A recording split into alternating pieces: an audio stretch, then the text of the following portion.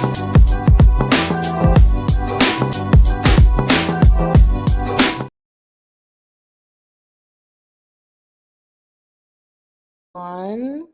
I hope that everyone is well as we are now leading into this holiday stuff and everybody's busy. I haven't even been able to put up all of my content around the shorts, but when I did go back, I saw one of the families ask about New York and the rules around homeschooling in New York. So I actually put it together a whole presentation. I was going to put it on the website and, you know, basically sell it. But I just said, you know what, let me just put it on the channel.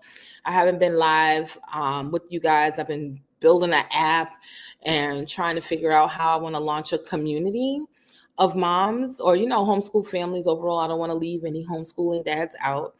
And so I'm trying to get other things, other small pieces together so that we can really all ride this wave together. You guys know I'm Ms. Robinson. I am the founder and CEO of Reading for Smiles, which I started off as an after-school literacy program. So doing all of the things, helping students after school and on the weekends. I was working Monday through Saturday for years. And then we got down to Monday through Friday.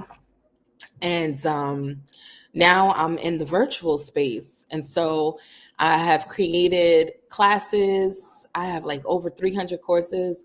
And as a mom of 2 under 3, it's just been a little challenging on getting all the courses up. But there are a few up.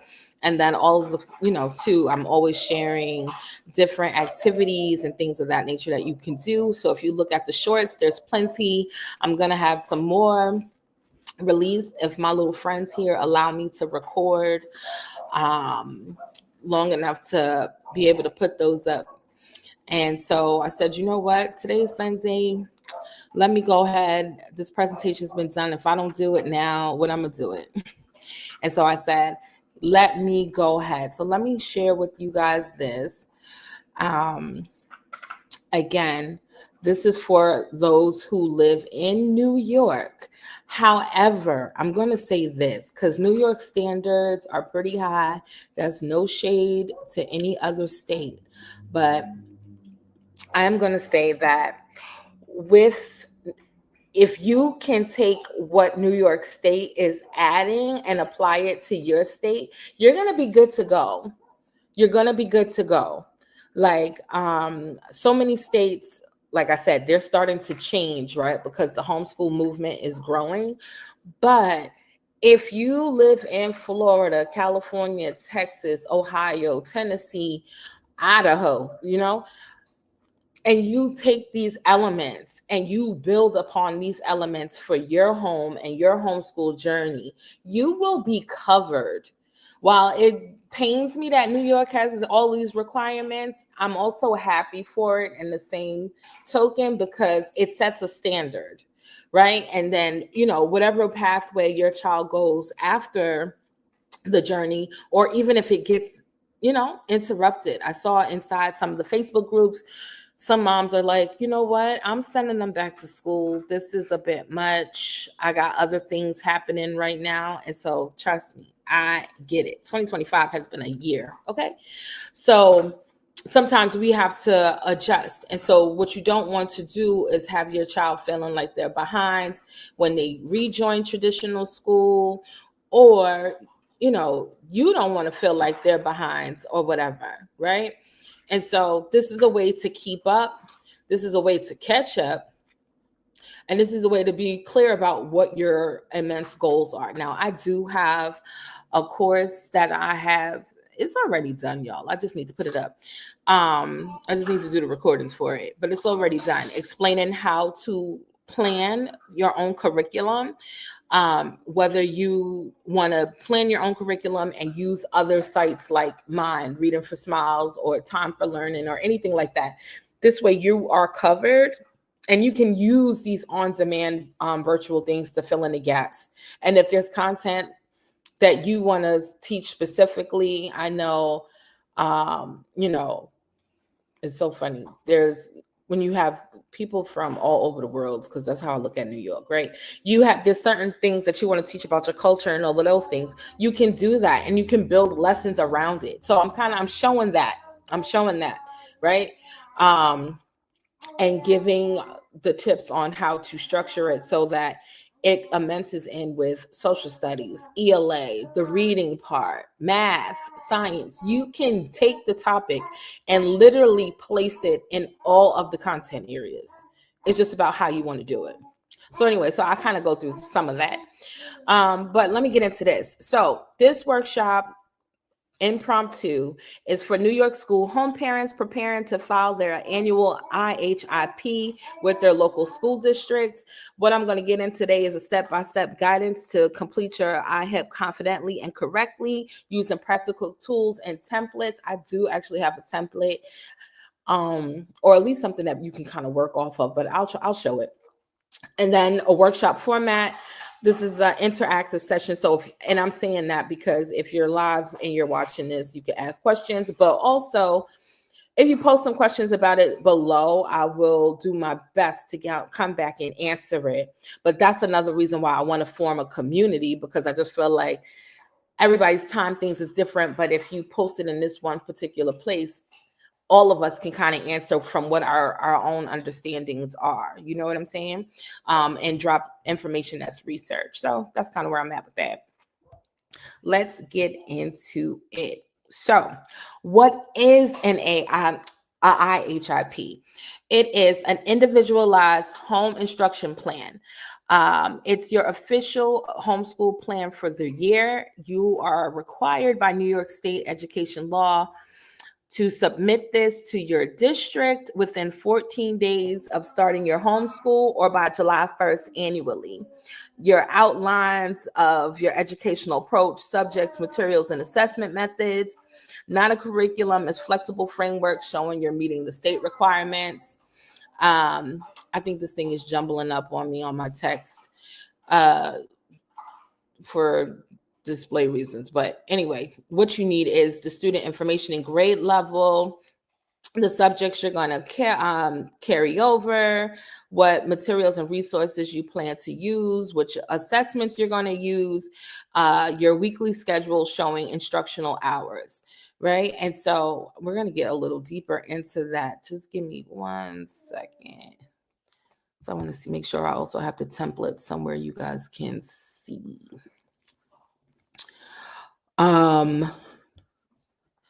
Oh, I got some people. Hey, y'all. Happy Sunday. So, all right. So for the New York State requirements, I'm looking for my form, you guys. Just give me 1 second because I just opened it up on a PDF and I'm like, I want to share it so people could take a screenshot of it and build their own template, or you can send me an email and I could send you this one too. It's not that big of a deal for me, right? I don't gatekeep. Let me just try to find it. Because if I show it, then you guys can see it too. You know how when you're looking for something that everything wants to go all ham and you can't find what you're looking for? It's like that. Hold on, y'all. Video. It's a PDF computer. Child. Me and technology. You want to show me tips. I don't want no tips. I just want to be able to show the good people the form. Thank you. I think I got it, you guys. Because sometimes we all got to learn from a visual. All right. So here's a quick template, right? Here is the bundle. You put your students, your child's name, the grade level, the school year, the subjects, your instructional plan, your quarterly report checklist here. When you're going to do it, like what's the end of your quarter based on what you're saying, when it was completed. Then part 3 here is the letter of intent.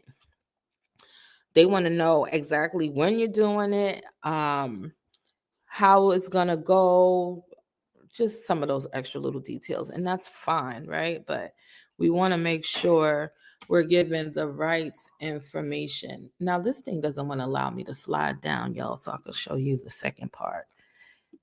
Okay, here we go. So yeah, so this part here is a template for the letter that you have to send. And so you, of course, you can be crafty and come up with whatever you need to say. Um, but this is the gist of it. So definitely screenshot this, pause the video, come back, rewind, all that good stuff so that you can do it. And then of course, if you're connected to me and you have my email address, just ask me for it and I'll just send it to you. I might even build out a better looking one, to be honest. Just to be honest, this is a sample. Anyway, let me go back. Let's get back to this. Okay. So the materials you're going to need is you can go to the NYSED website or your school district's homepage. You can download their IHIP form, contact your local district. They may have their own, but again, if not, like I said, I have a template that's going to cover some of the same things. And I could look too, because I didn't see any updates. You're going to need your curriculum and resource list. So gather the names of textbooks, online programs, library sources, any materials you plan to use this year. Your homeschool schedule is a draft, a weekly schedule showing when you'll cover the subjects. It doesn't have to be exact. Okay. And it doesn't have to be every single day because you're turning it into the school, to the state. What it needs to do though is cover the minutes that New York State is looking for. And then don't fret, people. Remember, I have the ultimate homeschool planner that is on our website. So my planner covers all of this because when I built it first, I was thinking of what do we all need, right, to be in compliance, because that's the one thing that you want to get off of your back, making sure you are in compliance. Then when you do have this, keep copies, save it, put it in a binder, put it in a new folder on Google Drive. Keep all your stuff for the state in one place. Make it easy for yourself. All right, so creating your academic plan. Here's this. For K-6, the focus points are reading, writing, spelling, mathematics, science, social studies, visual arts, music, physical education, and health. And then for grades 7 and 8, it's English, mathematics, science, social studies, including U.S. New York history. That's very, very important, you guys. Each state requires for you to do history lessons on that state. PE, health, art and music, practical arts, career and exploration. And then for the high schoolers, your English, social studies, U.S. history, government, and economics. You have to at least do 3 years worth of math and science, physical ed, all 4 years, health, art and music, foreign language, career tech, and sequences and stuff. So inside the planner, because like I said, New York is a different place. And if you live in New York City, we're even more different, right? Because in New York City, we also have our volunteer hours. We have the extracurricular activities, things of that nature. And so you can still do all of those things, even with homeschooling, and track it. And that's why I built them inside the planner. And hopefully, God willing, crossing fingers, this other project that I'm building out, you'll be able to track even the career choices and college interests that your child may have. Even if they do that or go into entrepreneurship, I'm telling you, I put everything from my soul into that thing because I was like, let me lay this out. This way it's something simple that people can follow and see. For each subject, briefly describe your teaching method and list 2 to 4 specific resources. You do not need to elaborate a description too much. Just keep it simple and clear. That's it. And so, example, mathematics. Students will develop computational skills and problem-solving abilities through daily lessons and hands-on activities. Math CU, curriculum, Khan Academy. You guys, I stand by Khan Academy. I have my own literacy company, and I still stand with Khan Academy because I didn't always do math. So before I was doing math, I always told my parents to go ahead and do Khan Academy for extra math practice. And then during the pandemic, they stepped it up and brought more content into their Vault box. And they were completely free. And I believe they still are free. They take donations though. Math manipulatives, real world application through cooking and budgeting projects. And so we all got to cook every day, right? We're cooking something. I don't care. Even if you meal prep, you were cooking something. So if the kids are a part of that, that's something that counts.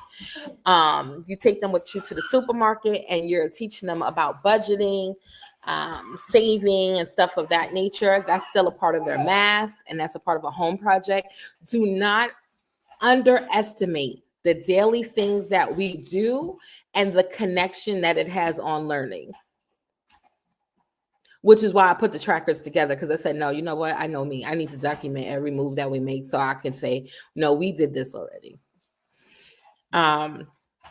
Next, here is a sample of a schedule. Listen, because there's so many people that have so many feelings about schedule. Before I even get into this, let me tell you this. Schedule your schooling and your life the best way that fits your family. It does not have to be 5 days a week. It does not have to only happen Monday through Friday. I'll say that again. It does not have to happen all 5 days a week, and it does not have to be just Monday through Friday. There are plenty of families who do their homeschooling on the weekends because they work during the week, and so someone else is with their children. There are people who have Monday, Wednesday, Friday. There are some people who just teach on Tuesdays and Thursdays. They supplement with online learning. You got to do what works for you, your family, and your budget. Okay? That's how I look at it. But my only thing to everybody is to track all of the things. So anyway, if you do the Monday through Friday structure, you can do 9 to 9:30 is a morning meeting or a calendar, read aloud. 9:30 to 10:30, you do math. 10:30 to 11:30, language arts. Again, people, please do not come for me in the comments. I said this is a sample. When you have the younger people like I do, then you know that you might not get them for that full hour. You're going to get a good 20 to 30 minutes on it. Depends on the child, right? There's certain things when it comes to math, my son can sit there for a good 45 minutes. There's stuff when it comes to the letters and phonics and stuff, then I break it up to about 20 minutes. And we can do it multiple times a day because he's small, and also because I don't have all of these other requirements sitting on my back because he's so young. However, when he's at that stage, I wouldn't change that, because I'm going to go by what he is capable of doing and what he needs in that moment. All right. And so there's that. Then you look at this screenshot and make your own thing. Hold on, y'all.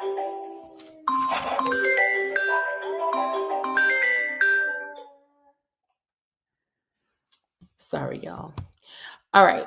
Then here is the system to review and set forth. Hold on, you guys, because I'm trying to see. I'm getting phone calls and everything. You know, everybody want to call you when you live. Make it make sense. This is real life motherhood.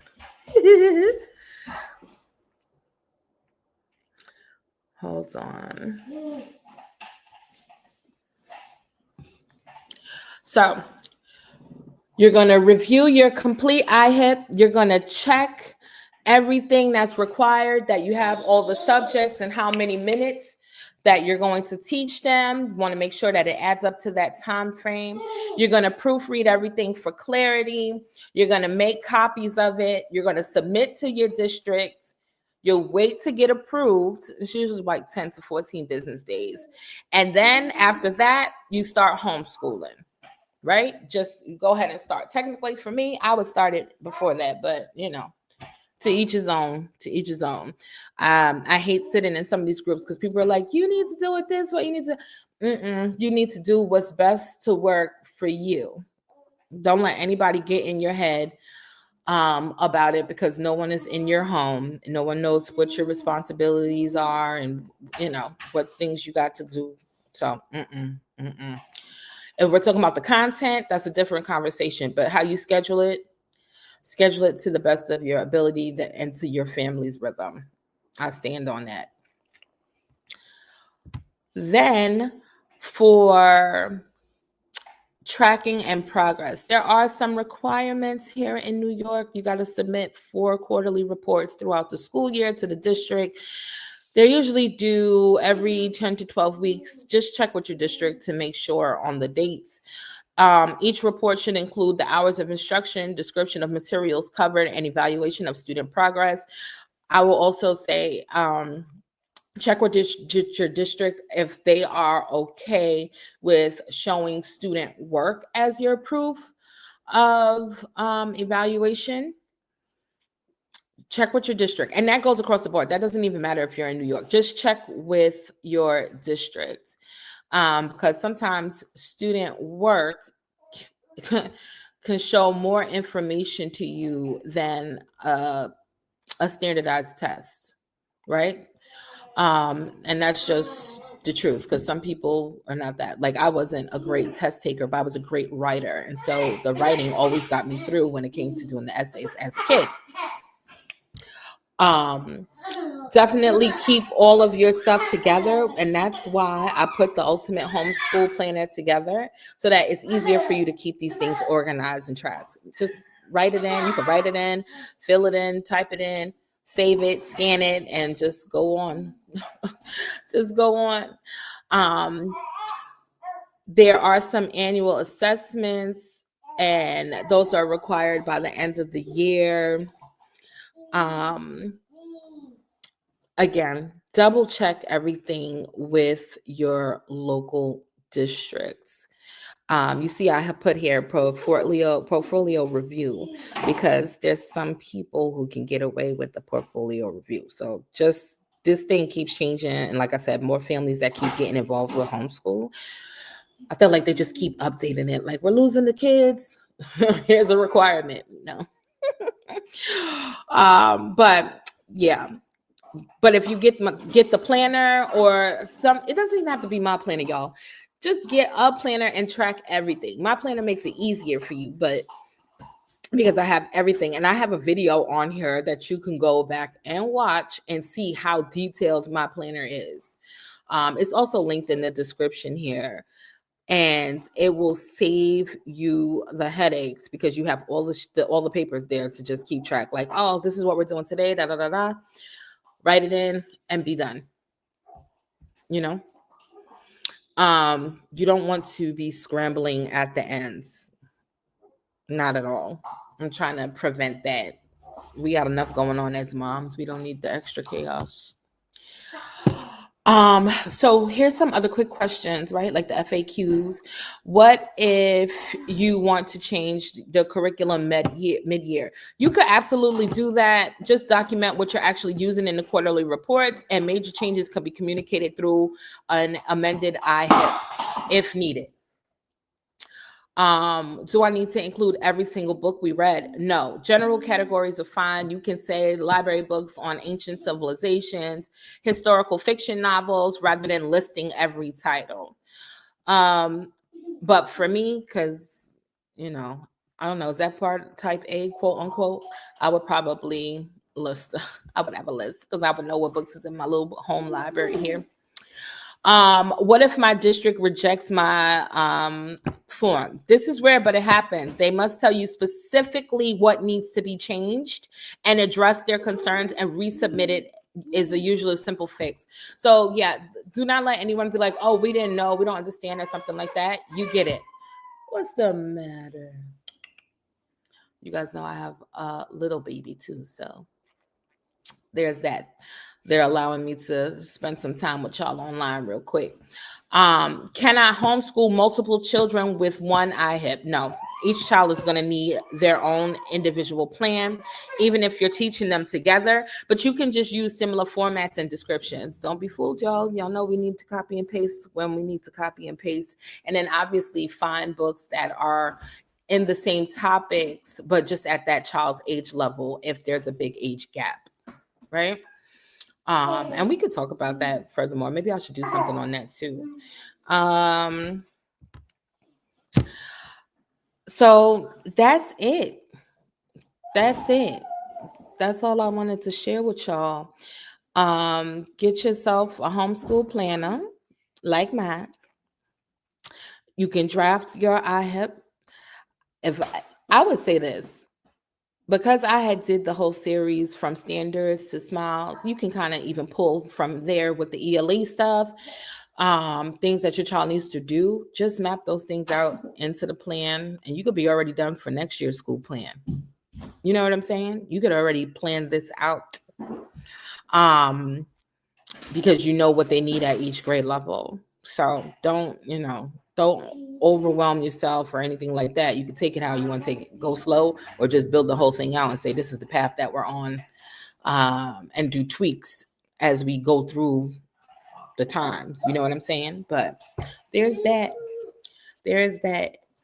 And so I hope that information helped you guys and provided some insight. Again, thank y'all for being a part of the live, those that was able to come in. If you have questions, post them down below, and you can get the planner from the description. All right. Hopefully I'll come back with some more shorts and stuff like that. That's my plan. They're done, y'all. I just need to record them. And I will see you guys in the next video.